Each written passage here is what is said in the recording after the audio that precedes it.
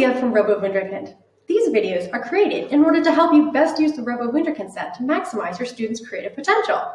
We hope that this will be an exciting journey with your class in learning all about robotics, coding, and a creative design and engineering mindset.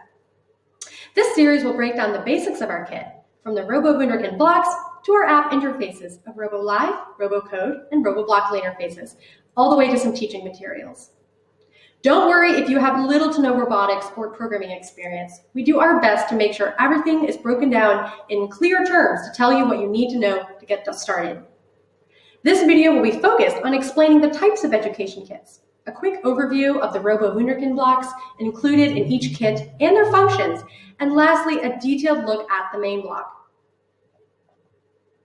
So, first of all, we'll talk about the types of education kits. Our education kits come in two different options. We have the standard education kit, which contains all the basics to get started coding with Robo Wunderkind, and the extension education kit, which contains more advanced blocks and goodies to complete more elaborate and complex builds and codes. Note that we do not sell the main block with the extension kit. This kit is intended to enhance and extend the standard education kit. Okay, now let's take a closer look at the contents of the basic education kit. There is a color logic behind all of the Robo Wunderkind blocks that is connected to the blocks function in the Robo Wunderkind interfaces. This logic helps students to learn and remember blocks functions through cognitive associations. So, the main block is orange. It contains the embedded computer and battery to power and control the other blocks. There is also a speaker where the sound is out and your code is output. This means everything connected to the sounds functionality in the Robo Wunderkind app will be orange. There are 9 round faces on the main block to which different blocks can be connected. Okay, visual. So this is the RGB light that produces different light levels and colors, and it's yellow. It's an add-on block, which means that it can be directly connected to the main block or any other block, and the electricity will go through the small pogo pins on the base of the part, like so.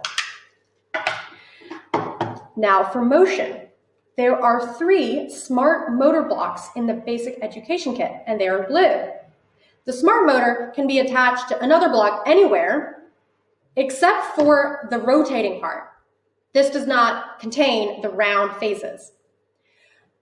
Without the round phases, no electricity can travel through it and establish a connection. In the projects, this part is mostly used to attach the wheels or any other functional gray parts. Sensing, the distance sensor, which is this one. This is the block that measures the distance between the block and an object or a person. You'll need a type of connector to connect it to another block. It works by emitting a sound wave and calculating the distance it takes to bounce back. It's similar to how sonar technologies work. All right, the push button. This is the other sender. It's a button that can trigger events or parts of your code. It doesn't need a connector since it has the pins already in the piece at the back. Okay, the line follower. This works by detecting edges or lines. It can detect black lines on white paper with a line width from 7 to 15 millimeters. The line follower can also detect the edge of a table, for example, and it can follow code to stop when it becomes close to the edge.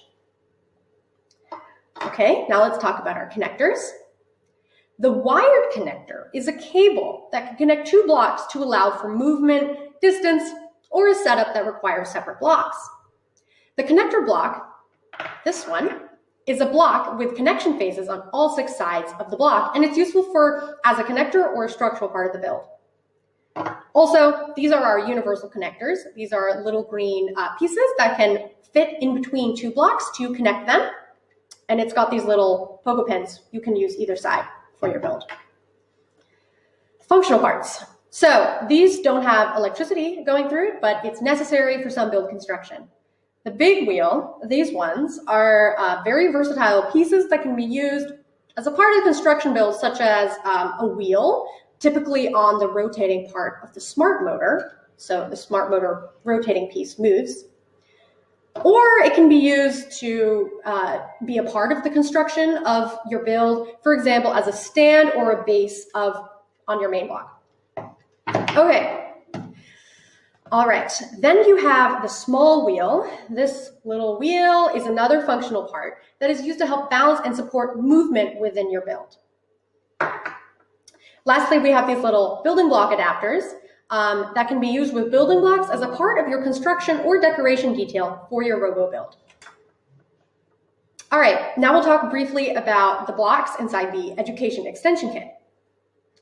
First of all, in visuals, the extension kit comes with another RGB light, as well as the LED display block. This is a super cool block that allows you to use images, text, or animation in your code. This can really open up a lot of ideas for storytelling and communication within your students' code. All right, sensors. The Extension Kit comes with several more sensors that can really enhance and allow your students to make more complex codes. The kit comes with an additional push button, this guy, as well as the light sensor. Is this sensing? This block works by calculating the amount of light intensity it receives. It can also be used to trigger events in your code. The motion sensor, it detects motion via infrared radiation detection technology, which means that it detects the heat from a person and will notice if a hand waves in front of the motion sensor, for example. All right, then we have the accelerometer block. The accelerometer is a block that has an accelerator and a gyroscope within the block, which means that it can detect when the RoboBuild is picked up or moved. The sensing functionality can make it trigger events when the RoboSet is moved or turned. Okay, so that's the overview of what each block does in your education kit. And I'll talk a little bit about how to use and maintain the main block. Since the main block is the main computer of the RoboSet, we want to make sure that it always has enough battery to function during an entire session with the RoboSet. So make sure that your main block is fully charged and up to date with the latest release from our Robo Wunderkind app. I hope that helped give you a general overview of what each block does. In the next videos, we'll take a look at the Robo Wunderkind app and other teaching materials. See you in the next video.